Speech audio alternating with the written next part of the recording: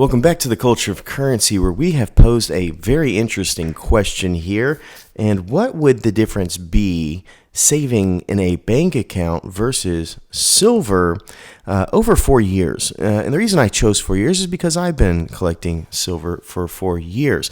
And to make it equal, we're going to do what I've done, $100 a month for 4 years. What would that look like in a savings account at a bank? What would it look like in generic silver, and what would it look like in premium silver? So we needed the help of some math to get pretty close to these. Now, do understand there's a lot of factors in life, and most of those factors of variability are the human element, which is why economists are always getting things wrong, even though they'll tell you it's right. They can't assume human behavior, let's say. So what we'll do is we'll get as close as we can with the math part and understand that there is some measure of swing either way, but what we're looking for is outliers, general things, and just a good idea of what one would expect. So if we had $100 a month in a savings account over 4 years, obviously there's 12 months in the year, which is going to be $1,200. We multiply that times 4 and we get $4,800. So over time, $4,800 will have been placed in a savings account at a bank. And we have a couple of scenarios. I wanted to be more on the high end of scenarios just to give that wiggle room to savings accounts and banks, because we do know that most savings accounts don't really build you wealth. They're just a place to park your money. But I did find some evidence of higher rate savings accounts as long as you're under, let's say $10,000, and then it dips dramatically. So we're going to go with a moderate interest rate of 1.5% and a higher interest rate of 2.5%, which is probably better than anyone's going to find, but at least gives us a metric to look at. So assuming an average of annual interest of 1.5 and our moderate interest rate compounded monthly, our initial deposit rate is $100 at the start of each month, and our monthly interest rate is 1.5 as we talked about. After 4 years of depositing $100 a month with an average rate of 1.5, this is simple math, the account would grow to $4,912, so $4,912, and that is the future value of your savings, right? Then scenario 2, we have the high interest rate, which is 2.5%, so the math is the same, but that would really bring your total higher to $6,135. But then we have to talk about the impact inflation. The average annual inflation over these past 4 years have been about 6 to 7%.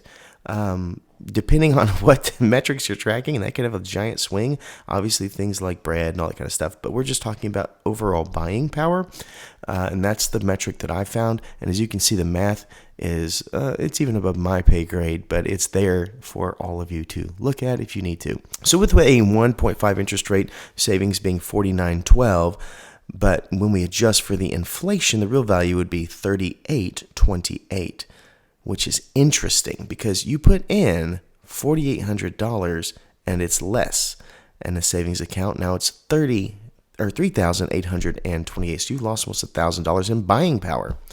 And with the 2.5% interest rate, your savings rate grew to $6,135 with a real value after inflation of $4,780. So even with a 2.5% interest rate, you lost money on your $4,800. So then we pose the question, what about silver? So as you know, this year I have been doing $100 on generic silver a month and bringing you those metrics. And I've also been doing my normal premium silver as well. But we're going to start with our generic type silver. Our process has to be a little bit different. So what I had to do is average the spot price of silver basically by month and year. So in 2019, over that year, the average, and boy, do we miss this, was $15.77 per ounce. In 2020, it was $20.55, big jump. 2021, COVID and all that, $24 per ounce. 2022, it dropped back down to $21.88. In 2023, it was $23.40 approximately. So we have to calculate then, based on those ounces and $100, what we'd be looking at. So monthly silver purchases and total accumulation. We'll calculate the amount of silver bought each month over the past 4 years and the average price paid. So in 2019, $15.77 was our average spot. The amount of silver bought per month, being $100, would give us 6.34 ounces a month. The total for the year would be 76 ounces, well, 76.8 for that year. 2020, average price being $20.55 an ounce. Average amount, obviously with 100, would give us 4.87 ounces per month, which would total 58.44 ounces for 2020. Then we get to 2021. It starts to hurt a little bit. Price of silver averaged $24, which it's still something we miss nowadays. The total for the year basically would get us 50 ounces because we'd get 4.17 ounces a month. 2022, we're sitting there at $21.88 an ounce, which is going to roughly be 4.5 ounces a month, 4.57, and the total for the year being 54.84 ounces and 23. Ouch. 23.40 is going to be our average spot price. We had 4.27 ounces and we have 42.70 ounces. And so over those 48 months, what we saw is, once again, 2019, 76.8 ounces. 2020, we had 58.44. 2021, we had 50.04. 2022, we had 54.84. And in 2023, we had 42.70 ounces. So the total silver purchased in weight is 281.10 ounces of silver. All right, so we're going to multiply that 281.10 times our current amount, which is going to be $30. Let me just check here. $30.98 is what I'm currently seeing spot at. 98, and we're going to get $8,708.48. So in the generic silver, golly, we are almost at the double mark of our initial investment. That's crazy. That's just absolutely nuts. We don't really have to worry about the inflation part because, your buying power is going to be in the cash that you have on hand. So that's interesting. So by investing $100 in generic silver per month, you'd have almost $9,000 sitting right now, which is just interesting, isn't it? Wow. I didn't even expect that number to be that high. I just did the math on a calculator right now because I had my spot price wrong for currently by about $10 because I was looking at the 2023 price and not what we're at today. So, see, we can make mistakes. Now, if you were to sell all this today, we do understand that, let's say for some reason you sold it to somebody and you paid, or you sell it for under spot $1 or $2, you're losing anywhere from $200 to $400 here, which is still going to give you thousands of dollars more in the positive, in the green, than the savings account, which puts you in the black to begin with because of the dollar weakening.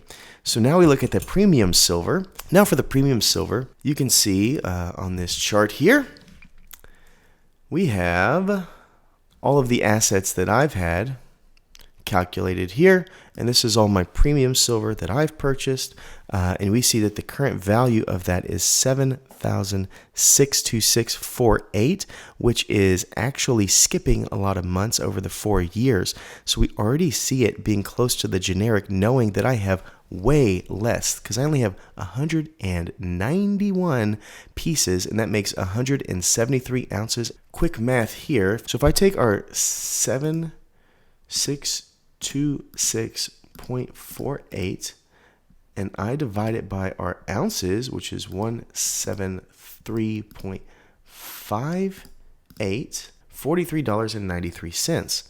Okay, so then I can extrapolate the $43.93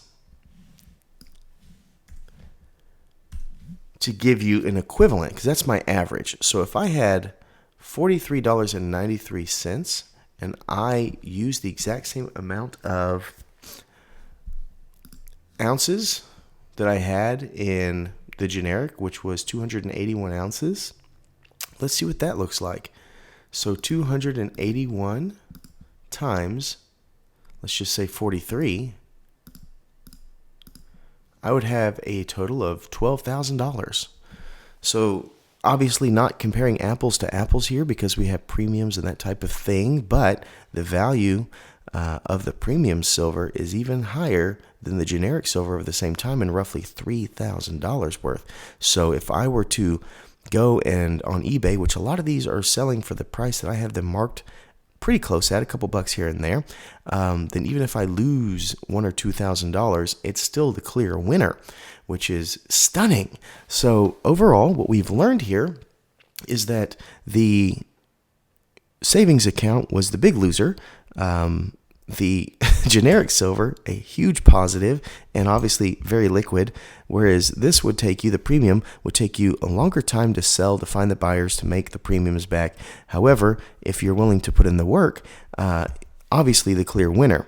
Now, work has a bit of a burden and a cost to it as well. So either of these options would be a benefit. So that is very interesting. I hope you enjoyed this video. I did not know exactly where it was going to go till the math was laid out in front of me, but here we are. And obviously the clear winner in a volatile time where the dollar is rocking around in the ocean is going to be something that's a bit more stable. And obviously we saw the swings going $10 one way in the 4 years that we tracked, 19 to 23, going from $15 to $25 almost. So even though this has volatility, what we saw is over time the value in this held. So that being said, hope you enjoy this. Hope you like the amount of work that this took, which was a lot of brain math and things like that. But overall, that's what the metrics look like. I could have made some mistakes here and there. Let me know in the comments below if you think that's the case. That's possible. But I try to be as general as necessary for this. But until next time, please remember to stay classy and current with the culture of currency.